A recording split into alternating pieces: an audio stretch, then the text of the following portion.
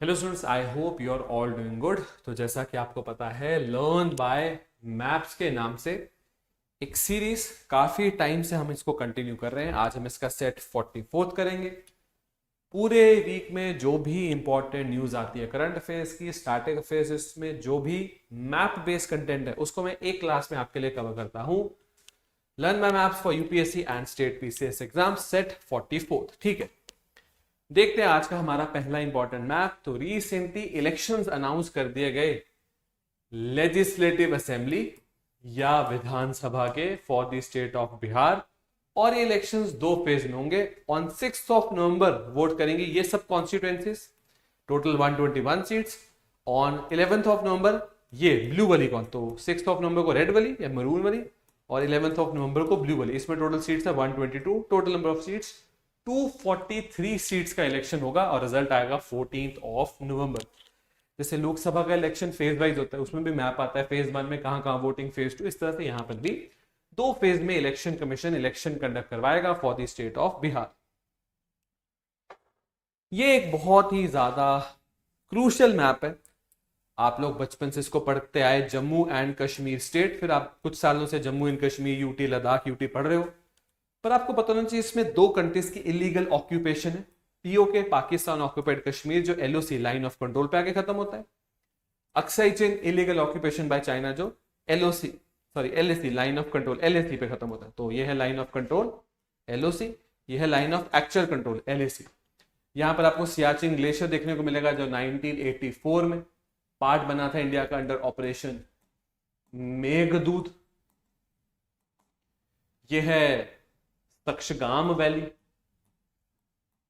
जो 1963 में इलीगली पाकिस्तान ने ट्रांसफर कर दी थी चाइना को। यहां से सीपैक की सड़क निकलती है।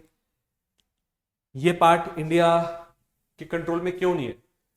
पीओके के लिए तो आपको पता होगा, जब जम्मू एंड कश्मीर एक रियासत थी, पाकिस्तान ने तब अटैक कर दिया था। फिर उस टाइम पे जो जम्मू एंड कश्मीर के राजा थे हरि सिंह, उन्होंने इंडिया से मदद मांगी। इंडियन फोर्सेस ने पाकिस्तानी फोर्सेस को पिश किया, बीच में यूएन आ गया और ये लाइन बन गई।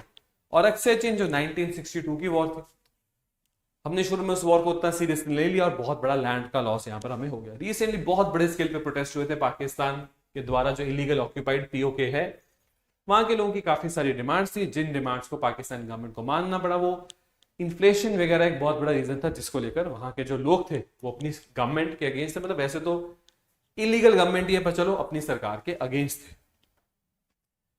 सरक्रीक बहुत न्यूज में था। तो विजयदशमी के दिन शस्त्र पूजा की ये फोटो है। इंडिया के डिफेंस मिनिस्टर गुजरात के भुज में थे।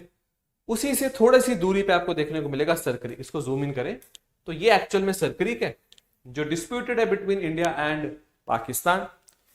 तो सरक्रीक में उस तरफ जो पाकिस्तान वाला एरिया है, वहां पर हमें काफी सारी मिलिट्री इंस्टॉलेशन एकदम से बनती हुई दिखी, जिसको लेकर डिफेंस मिनिस्टर ने वार्न किया कि कोई भी एग्रेशन अगर आप सरक्रीक पे करोगे तो उसका बहुत ही भयंकर आपको रिस्पॉन्स फेस करना पड़ेगा। ठीक है, तो इंडिया पाकिस्तान में डिस्प्यूट सिर्फ कश्मीर का नहीं, और भी डिस्प्यूट्स है इंक्लूडिंग सरक्रीक। तो अगर आप देखो यहां पर दो लाइंस हैं। ग्रीन वाली लाइन को क्लेम करता है पाकिस्तान की ये बॉर्डर होना चाहिए, और ऑरेंज वाली लाइन इंडिया के हिसाब से बॉर्डर है। तो पाकिस्तान के हिसाब से सरक्रीक उनकी टेरिटरी है, ये वो क्लेम करने की कोशिश यहां पर कर रहे हैं। ठीक है, Pak will get a reply for aggression at Sir Creek, Rajnath Singh India के डिफेंस मिनिस्टर। बहुत अच्छे से इस मैप में दिख पा रही है इंडस वाटर रिवर, जिसको लेकर इंडस वाटर ट्रीटी साइन तो हुई थी 1960 में, पर इंडिया के हिसाब से अब वो ट्रीटी अबैंस में। ओके, एक काफी खराब चीज, बहुत सारा यूथ इसमें फंस जाता है, जिसमें इंडिया से इलीगली जाया जाता है डेवलप कंट्रीज, यूएस, यूरोप। इसको दुनकी रूट या डंकी रूट्स बुलाया जाता है। इसमें एजेंट्स होते हैं, आपको पैसे का नुकसान करेंगे, बहुत टाइम लगेगा, इलीगली पहुंचाएंगे, आपको वहां से डिपोर्ट किया जा सकता है, कोई गुड जॉब नहीं आपको मिलेगी। एनआईए, नेशनल इन्वेस्टिगेशन एजेंसी, जिसको 2008 में बनाया गया था, अब वो इन्वेस्टिगेट कर रहा है इन एजेंट्स को जो इलीगली इंडियन यूथ को इस तरह से फंसा देते हैं। और ईडी, एनफोर्समेंट डायरेक्टरेट भी इन्वेस्टिगेट कर रहा है, क्योंकि सारा पैसा यहां पर कैश में दिया जाता है। ये जो एजेंट्स वगैरह उस कैश में दिए गए पैसे को वाइट करते हैं, मनी लॉन्ड्रिंग की जाती है। तो इस चीज को रोकना बहुत जरूरी है। जो इलीगली यूथ को, इंडिया की यूथ को डेवलप कंट्रीज का सपना दिखा के बिना वीजा के गलत रूट से भेजा जाता है, बहुत ही गलत चीज है। उस यूथ के साथ, उसके फ्यूचर के साथ बहुत बड़ा यहां पर खराब चीज की जा रही है। ठीक है, ट्रम्प का 20 पॉइंट गाजा प्लान। तो गाजा इजराइल के एक छोटे से टेरिटरी का नाम है, जहां पर पहले जो पैलेस्टीनियंस पूरे इजराइल में रहा करते थे, पूरी पैलेस्टीनियंस की ही कंट्री हुआ करती थी। अब पैलेस्टीनियंस इतने छोटे से एरिया में रह रहे हैं। पैलेस्टीनियंस जो गाजा में रह रहे हैं, वहां एक ग्रुप उनको रिप्रेजेंट कर रहा है, हमास। हमास और इजराइल के बीच में 2 साल से वॉर हो रही है। अब इस वॉर को रोकने के लिए एक 20 पॉइंट पीस प्लान, 20 पॉइंट का पहला पॉइंट पूरा इसमें ये करो, दूसरा पॉइंट ये करो, जैसे हॉस्टेजेस छोड़े एक दूसरे के, हमास वेपन छोड़े, से 20 पॉइंट पीस प्लान सजेस्ट किया गया है डोनाल्ड ट्रंप के द्वारा।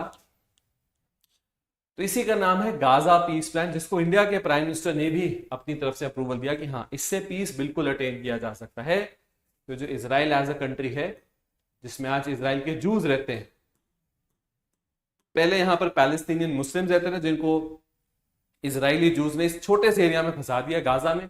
तो वहां पर जो पैलेस्टीनियन रहते हैं, ग्रुप उनको रिप्रेजेंट करता है हमास, जो बार बार लड़ाई करता रहता है with the Israel arm forces, और ये बहुत अग्रेसिव हो जाती है। पिछले 2 साल में इजराइल की फौज ने यहां गाजा पट्टी में घुसकर बहुत डिस्ट्रक्शन मचाई।